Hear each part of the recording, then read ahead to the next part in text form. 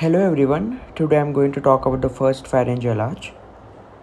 First, let's talk about the development of pharyngeal arches. In humans and other vertebrates, the pharyngeal arches are derived from all the three germ layers, which are the ectoderm, the endoderm and the mesoderm.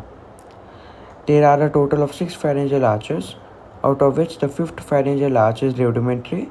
That means it is only present in the intrauterine life.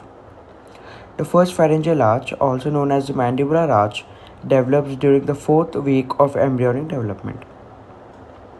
Coming to derivatives of first arch, the first arch divides into the maxillary process and the mandibular process, giving rise to structures including the bones of the lower 2/3 of the face and the jaw.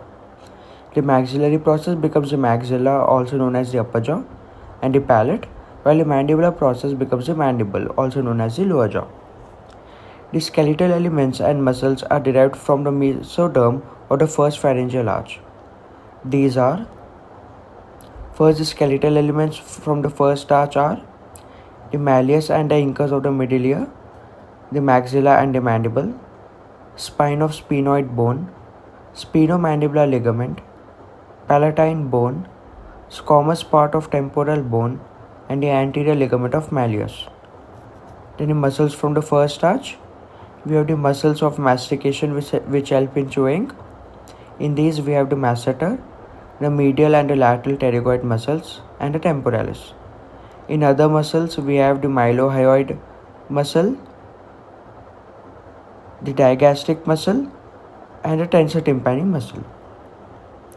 In other derivatives from the first arch, we have the mucous membrane and the glands of the anterior 2/3 of the tongue, which are derived from the ectoderm and the endoderm of the arch. The cartilage of the first pharyngeal arch is the Meckel's cartilage. Meckel's cartilage forms in the mesoderm of the mandibular process and eventually regresses to form the incus and the malleus of the middle ear, the anterior ligament of the malleus, and the sphenomandibular ligament. Coming to nerve and the blood supply. In nerve supply, we have the mandibular and the maxillary branches of the trigeminal nerve, which innervate the structures derived from the corresponding processes of the first arch. In human embryo, a double innervation is seen only in the first pharyngeal arch. The mandibular nerve is the post-traumatic nerve of the first arch, and the chorda tympani, which is the branch of the facial nerve, is the pre-traumatic nerve. In blood supply of the first pharyngeal arch, it is done by the maxillary artery.